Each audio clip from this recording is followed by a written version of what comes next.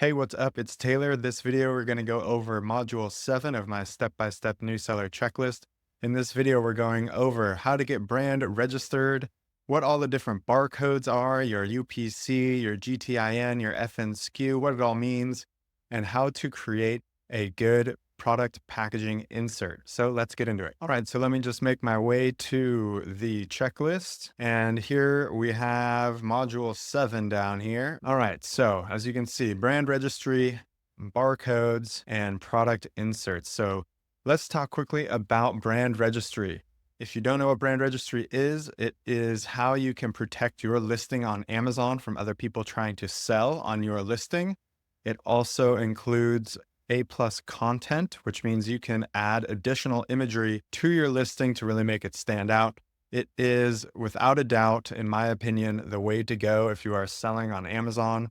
I highly, highly recommend you get brand registered. So this is how you do it. Remember, at this point, you should have already created your business and you should have already begun thinking about your brand name. And once you've confirmed that your brand name and your logo are unique, they're not already taken, they're not already registered. And I went over all that in a previous video, so you can go check that video out. Once you get that all figured out, you're going to go over to brandregistry.amazon.com. And it should direct you to a page like this, and you will begin enrolling your brand. Now notice, to enroll a brand, you must be a brand owner, but your trademark doesn't have to be fully registered yet. It can be pending. Okay, so as long as you've submitted the trademark application, then you are good to go. If you need any other information before you start, you can always fill this in, your country, your state, and this is what you're going to need for registering into brand registry with Amazon. You're going to need your employee identification number or a corporate entity number or a LLC entity number or a limited partnership entity number. These are all basically synonymous, so just one of those. Usually the easiest to get is the EIN. You're going to need your trademark number. This will be on your trademark application. You're going to need proof of ownership and documents. This is also part of your trademark application. You're going to need manufacturing information and documents. This just means that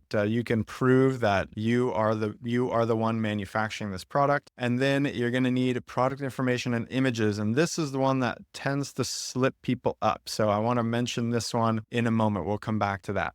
So to get started, you just click enroll your brand. You type in your brand name here and you upload your logo. That's pretty straightforward. Then you're going to select where the trademark office is that you're registering under. In most cases, it's going to be the USPTO. We've been to that website multiple times. And then you're just going to enter the registration or serial number that's associated with your trademark application. Then you'll select a product category, whatever category your product is in. And then you're going to enter ASINs for products that appear in your brand, and that brand name should match the brand on the ASINs. Now, don't worry, we're going to go over quickly how to create your listing so that you can accomplish this, and I'll show you that in just a moment. But then these are optional. You don't have to put in your brand's official website. You don't have to put other e-commerce platforms or anything. Those are optional. But this one I do want to note, because essentially what Amazon wants here is a picture of your product with your brand logo on it, either your brand name or your logo or both on the product or on the product's packaging. Okay, so this is why getting samples is important, or at least getting mock-ups. All right.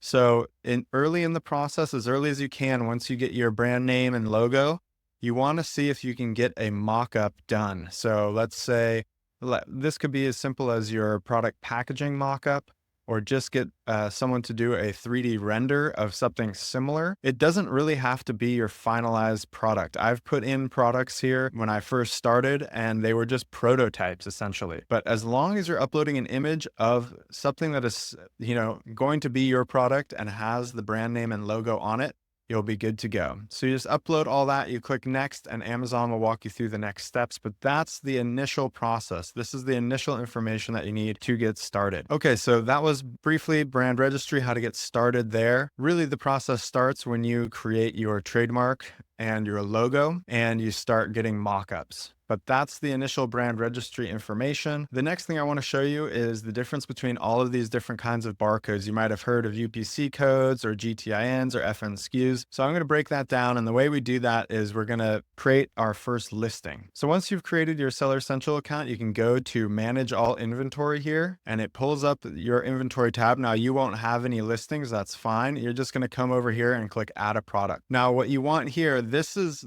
Amazon thinks that you might be selling a product that already exists, but that's not the case for you. You're making your own product. So you're going to click blank form and you're going to start from scratch. Okay. Now you're going to put in your product name. Now this can change. So it doesn't, don't get hung up on this. We're just creating this as a mock-up of the listing, and we're just going to put in any old name here. Okay, so I've actually pulled up one of my upcoming products here that I haven't launched yet. So just to show you what my mock-up looks like, because I've just completed this exact process myself. This product does not yet exist, but I wanted to get my GTIN and everything set up. So I just did this process. So I put in the title, the product title that I thought I was going to use. You know, it's my best guess of what I think the final title will be. And I put my brand because I'm already brand registered. And then it's going to ask for this external product ID. The external product ID is going to be your GTIN. How do you get your GTIN? Well, a GTIN is a version of your UPC or your Universal Product Code. You're going to come to a website called GS1. It's gs1us.org, and you'll create an account and you'll sign into your account, and you're going to get a page that looks something like this. And you're going to click Get Prefixes. Now you can see here the pricing. I would recommend when you're starting to get this lowest number, right? Because you're only launching one product probably right now, but this prefix that you're about to purchase will allow you to register 10 different products under that same prefix. So it's the same first, 5 numbers or so, and then the last few numbers are unique. And so you can get 10 UPC codes from this one purchase. So you can see here the initial fee is $250. So you do that. And now you're going to have purchased that prefix, and you're going to have a page like this. And it's going to say create your barcodes. So you'll go to create your barcodes. You can see here I have a bunch of products already here, but you're just going to click add a new product. And again, you're going to walk through this. Now, this product description, just copy the same name that you put in on Amazon. That's fine. Put in your brand name. That's fine. Whatever language, usually English. And then I don't fill out any of this. Don't fill out any of this stuff. And click save and continue. Okay, and once you go through the process, it's going to ask you, do you want us to provide a UPC code for you or a GTIN for you? And you're going to say yes. Okay, and so then it's going to assign a unique GTIN to this product, and you want this 14-digit GTIN. You want the GTIN, in other words, that starts with 00. So that's your GTIN. So essentially your UPC code gets converted into a GTIN, or in other words, a GTIN is a subset of universal product code. It's just a specific type of universal product code. So here it is again. The 12-digit GTIN is also called a UPC code here. Again, the GTIN is just a version of your UPC. You're going to take the 14-digit GTIN and you're going to put it back into your product listing. So that's what I've done here. I put that in. It's all good to go.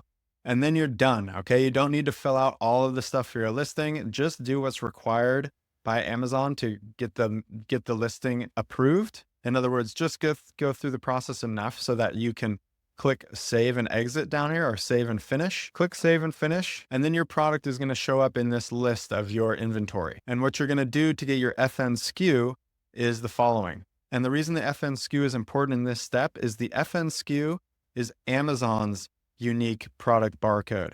Okay.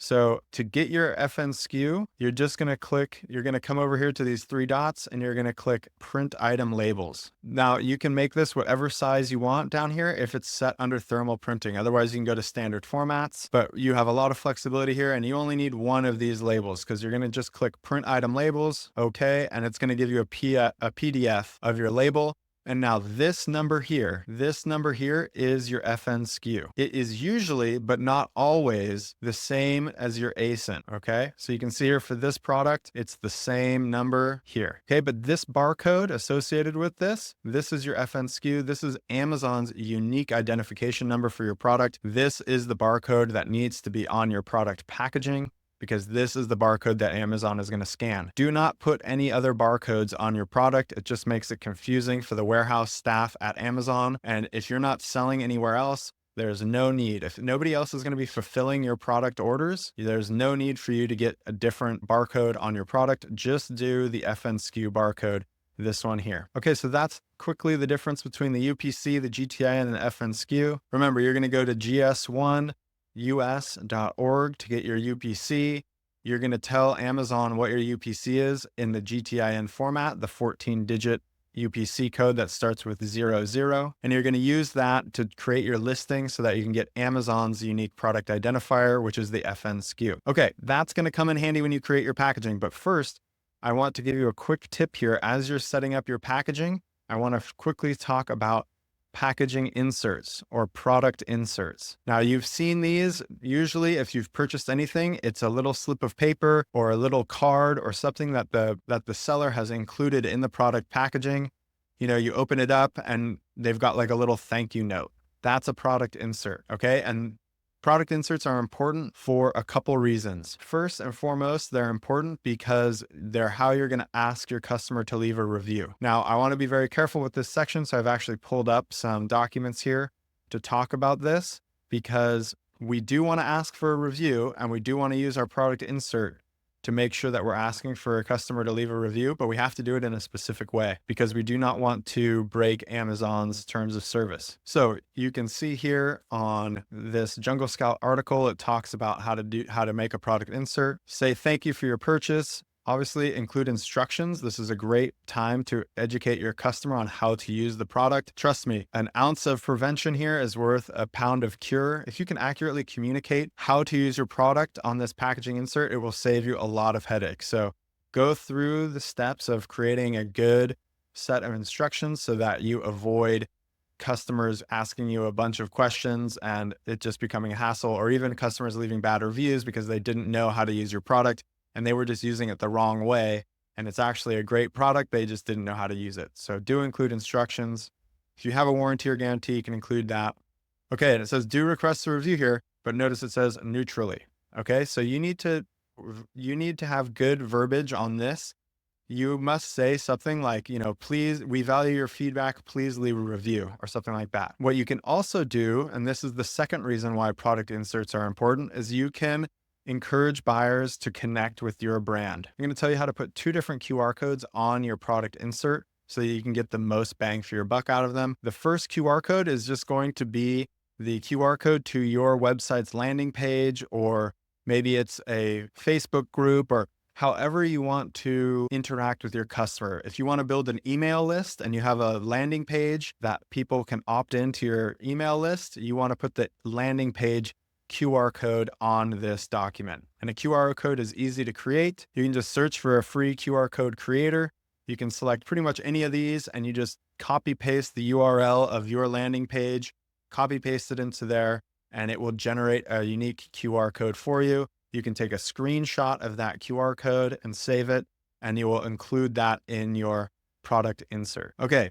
So what you don't want to do on your product insert is manipulate buyers to leave only good reviews. You don't want to say something like, if you had a positive experience, leave a review. Alternatively, you don't want to say something like, if you're unhappy with your purchase, contact us before leaving a review, okay?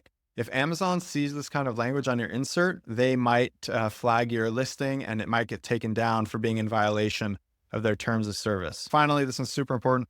Don't incentivize reviews. You can't offer a gift card, a discount, or any other benefit in exchange for a positive review. Don't do it. Just literally say, thank you very much for your support. We appreciate your purchase. Please leave us a review. And then what you're going to do is you're going to actually add the QR code so they can just scan with their phone and it will take them directly to the review page for your product. Okay. This is a super cool little cheat code here. So pay attention to this. So to get that QR code, you're going to take this URL. Okay. And I'll link this in the checklist, but essentially all you have to do is take this URL and then add your ASIN number to the end of it. Remember, you have your ASIN number. It's right here in your manage inventory because you created the mock-up listing. So you just copy this number and you put it at the end after the equal sign of this URL. and then it will automatically direct people to leave a review for that specific item. Okay. So this is great because it just makes leaving the review that much easier for your customer.